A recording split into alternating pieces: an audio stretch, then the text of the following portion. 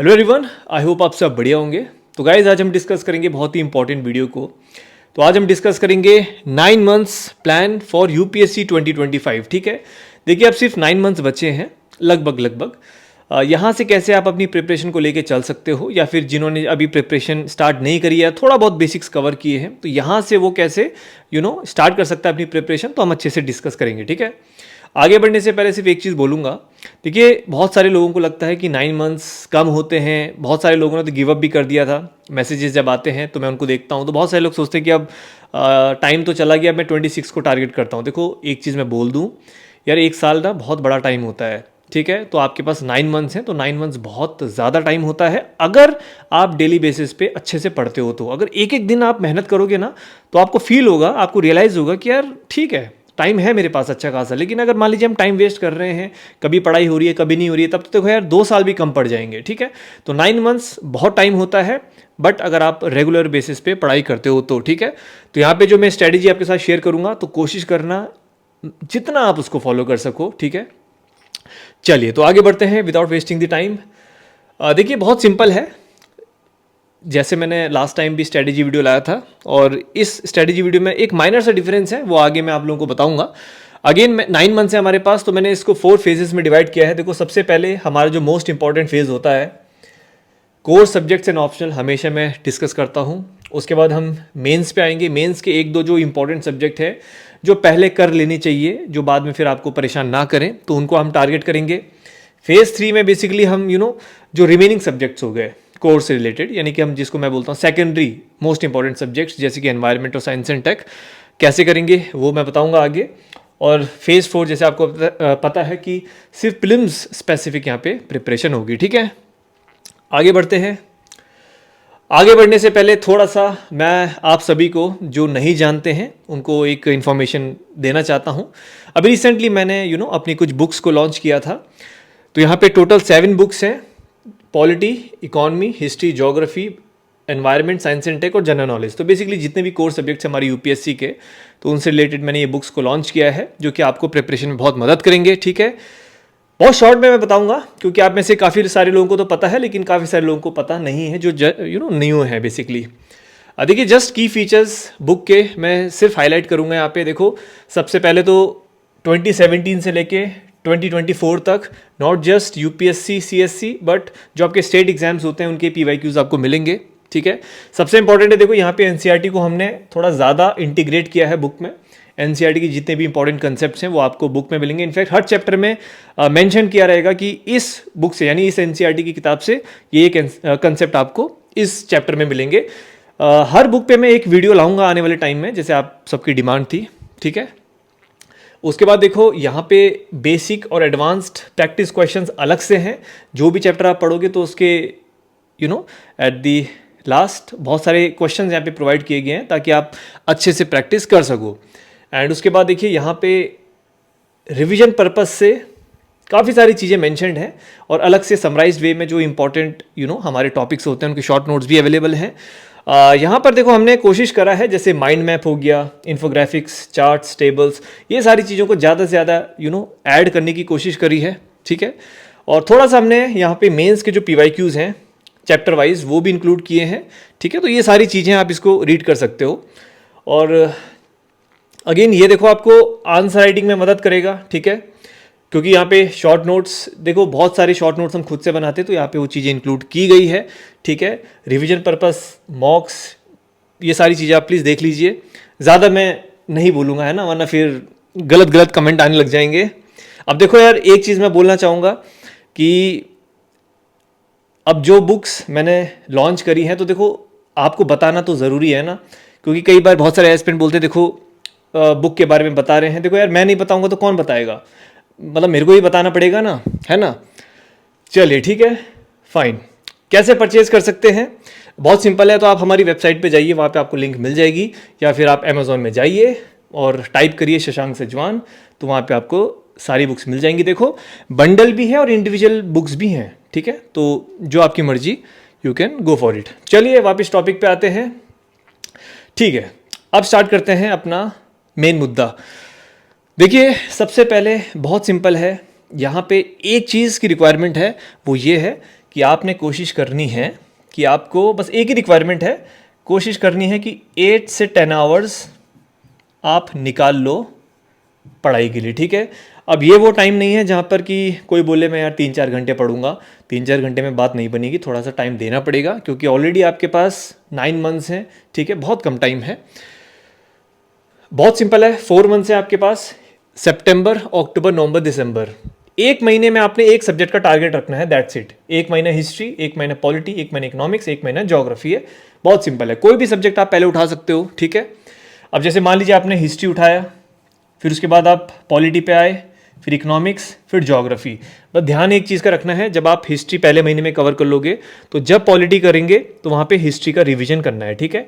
जब आप इकोनॉमिक्स पढ़ रहे होंगे अगले महीने तो वहाँ पे पॉलिटी को 5 दिन यानी कि डेली बेसिस पे 5 डेज एंड हिस्ट्री को वीकेंड्स में रिवीजन करना है और लास्ट में ज्योग्राफी, ठीक है। कहने का मतलब है आप पढ़ भी रहे हैं और साथ में जो पीछे आपने पढ़ा उसका रिवीजन भी चलते रहना चाहिए, ये सबसे इंपॉर्टेंट है। और साथ में ऑप्शनल सब्जेक्ट देखो, 4 मंथ्स थोड़ा सा कम टाइम होता है, लेकिन इन 4 मंथ्स में आप जितना कवर कर सकते हो कोशिश करना कवर करने की, क्योंकि इसके बाद जनवरी से आपके पास ज़्यादा टाइम होगा नहीं, ठीक है। तो 4 मंथ्स में डिपेंडिंग ऑन योर ऑप्शनल कम से कम 50 to 75 या 80% ऑप्शनल सिलेबस आप अच्छे से कवर कर सकते हो। अगर छोटा सिलेबस है तो बहुत जल्दी कवर हो जाएगा, ठीक है। फेज़ 2 में देखो यहाँ पे 2 चीज़ें मैंने रखी हैं, क्योंकि देखो ये 4 जो आपके मंथ्स होंगे फेज़ 1 वाले, इसमें बहुत मेहनत लगेगी, है ना, मतलब एकदम अच्छा खासा जो आपका ब्रेन है उसका यूज़ होगा। तो अब थोड़ा सा एक महीना लाइट होना चाहिए। तो यहाँ पे जो जनवरी का महीना है तो यहाँ पे आपने एथिक्स और आईआर पढ़ना है। देखो एथिक्स बहुत ही इंटरेस्टिंग सब्जेक्ट है, उसको पढ़ने में बहुत मज़ा आएगा, लेकिन करना बहुत ज़रूरी है। भूलिए मत, जीएस पेपर 4 250 मार्क्स, भैया 250 मार्क्स का होता है, तो इसको ग्रांटेड या लाइटली मत लेना। बहुत सारे लोग यार एथिक्स क्या पढ़ना है, आसान सब्जेक्ट है। देखो आसान टफ ये मैटर नहीं करता, मैटर करता है उसके जो मार्क्स हैं वो ज़्यादा हैं, ठीक है। तो कोशिश करना एथिक्स कवर कर दें और साथ में आईआर वैसे भी करंट ओरिएंटेड होता है, तो थोड़ा बहुत इसके करंट अफेयर्स और की कंसेप्ट पढ़ लोगे तो काम चल जाएगा, ठीक है।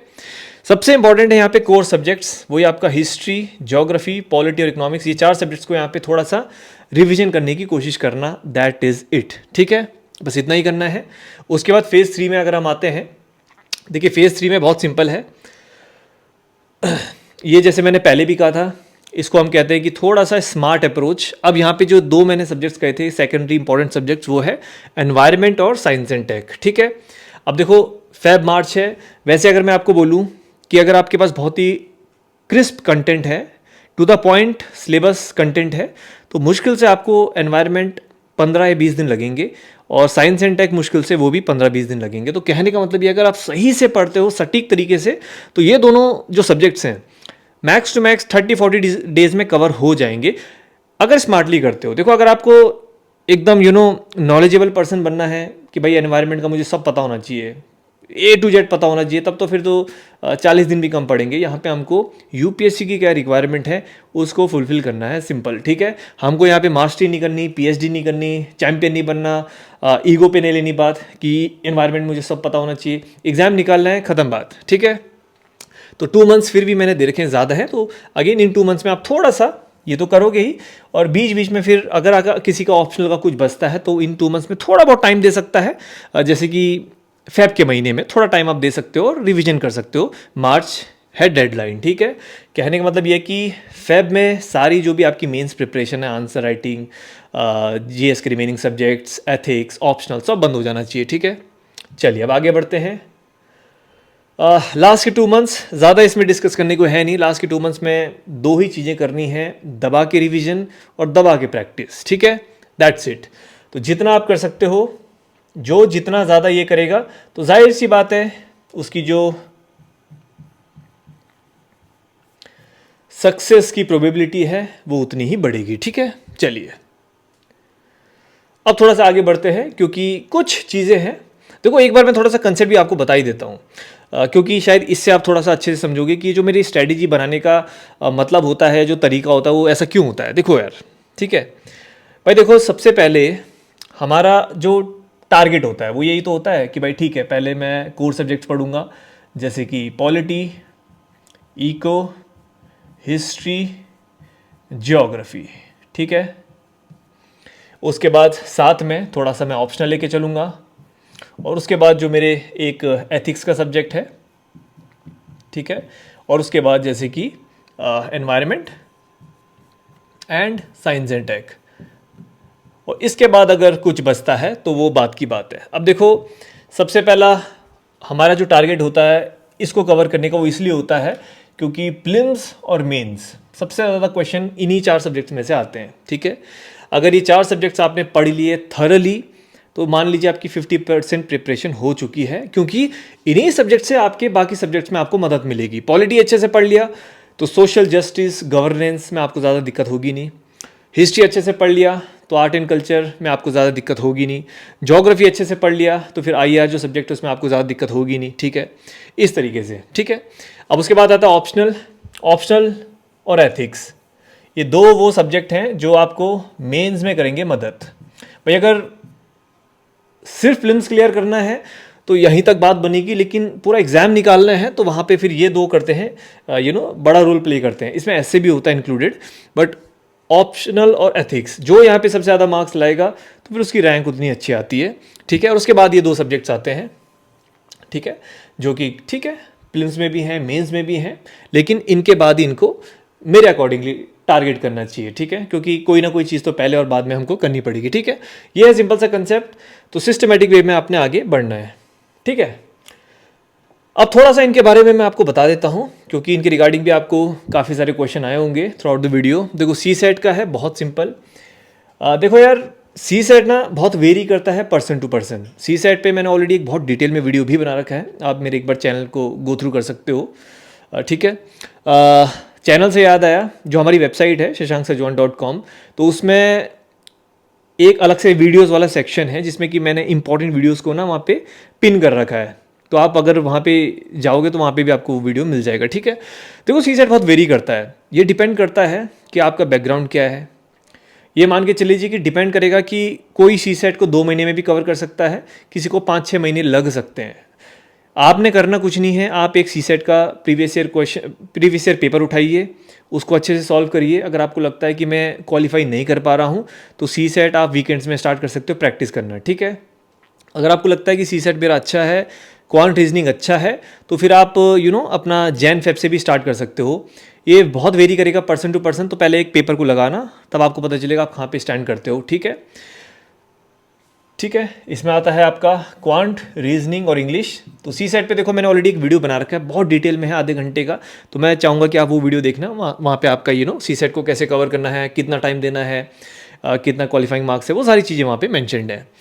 करंट अफेयर्स का देखो बहुत सिंपल है, हमको सिर्फ 2 ही सोर्सेज फॉलो करने होते हैं, एक तो न्यूज़पेपर और एक मंथली मैगजीन। बस, इससे ज़्यादा करने की ज़रूरत नहीं है, और इससे ज़्यादा कर भी नहीं पाओगे। अगर आपको लगता है कि मेरे पास टाइम बहुत कम है, मैं वर्किंग पर्सन हूँ, भाई मैं 6 घंटे से ज़्यादा चाहने पर भी नहीं निकाल पा रहा हूँ, तो मैं समझता हूँ कि ठीक है, न्यूज़पेपर नोट्स हमारी वेबसाइट से आप गो थ्रू कर सकते हो। मैंने ऑलरेडी वेबसाइट पे हम रेगुलर बेसिस पे पोस्ट करते हैं, लेकिन एक किसी भी अच्छी रेप्यूटेड कोचिंग की मंथली मैगजीन पे स्टिक कर लीजिए, दैट इज़ इट। उसके अलावा आपको कहीं जाने की ज़रूरत नहीं है। कब से कब तक करना है? सेफ साइड के लिए मैं कहूँगा मई से लेके नेक्स्ट अपना मई तक। वैसे अप्रैल तक भी करोगे तो काम चल जाएगा, और मई से नहीं करना तो जून से भी कर सकते हो, ठीक है। आंसर राइटिंग और प्रैक्टिस, मैं इसको थोड़ा साथ में लेके चलता हूँ, लेकिन अगर आंसर राइटिंग की मैं बात करता हूँ, देखिए आंसर राइटिंग जैसे अभी आपका मैंने बताया हिस्ट्री, ये जो फेज़ 1 था, ये अगेन ये डिपेंड करता है पर्सन टू पर्सन। देखो बहुत सारे लोग हैं जो बहुत ज़्यादा प्रैक्टिस करते हैं, आंसर राइटिंग करते हैं, बहुत सारे लोग हैं जिनको ज़्यादा ज़रूरत नहीं पड़ती है। यह आपकी अंडरस्टैंडिंग पे डिपेंड करता है, लेकिन मेरा ये मानना है बहुत सिंपल है, जो भी सब्जेक्ट आप पढ़ रहे हो वीकली बेसिस पे उसके सिर्फ अगर 5 क्वेश्चन, दैट्स इट। यानी सितंबर से हमने स्टार्ट किया है, तो सितंबर से लेके फेब तक, ठीक है, 6 मंथ्स हो गए, राइट।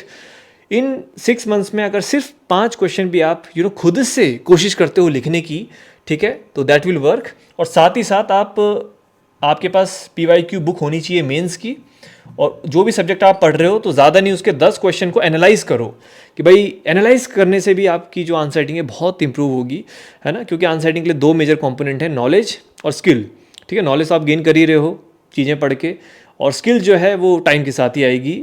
अच्छे से आप क्वेश्चन आंसर्स को गो थ्रू करिए, भाई किस तरीके से क्वेश्चन में क्या पूछा गया है, क्या क्या उसके अलग डायमेंशंस हैं, आंसर किस तरीके से लिखा है। तो आंसर राइटिंग पे आई थिंक मैंने बताया था 2-4 वीडियोस के बाद एक आंसर में बहुत ही अच्छा वीडियो लाऊंगा, तो वहाँ पे वो आपका डाउट क्लियर हो जाएगा, ठीक है।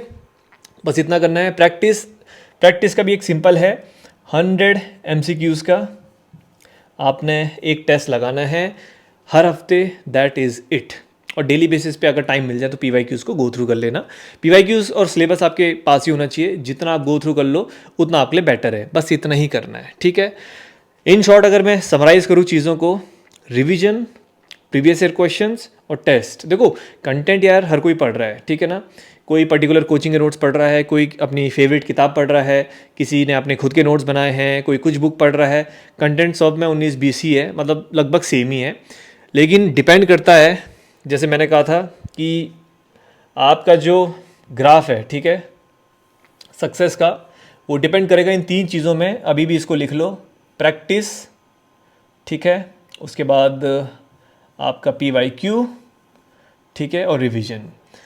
ये 3 चीज़ें हैं, जो जितना ज़्यादा करेगा उसका उतना ज़्यादा इंप्रूवमेंट होगा, ठीक है। और यहाँ पे जो हमारी बुक्स हैं वो बहुत ज़्यादा आपको मदद करेंगी। इसी तरीके से उनको डिज़ाइन किया गया है जिससे ये 3 चीज़ें हैं अच्छे से उसमें फुलफिल हो जाए, ठीक है। दैट्स इट, ठीक है। तो आई होप चीज़ें क्लियर हुई होंगी, ठीक है। एंड काफ़ी सारी चीज़ें देखो होता है, अगर कोई और डाउट होगा तो बेशक आप कमेंट में पूछ सकते हैं, बट कोशिश मैंने करी है कि ज़्यादा से ज़्यादा चीज़ें आप सॉल्व कर लूँ। वीडियो अगर एंड तक देखा है तो एक हार्ट ज़रूर दीजिएगा। And thank you so much for watching till the end. मिलते हैं अगले बढ़िया वीडियो के साथ। Till then all the very best and see you.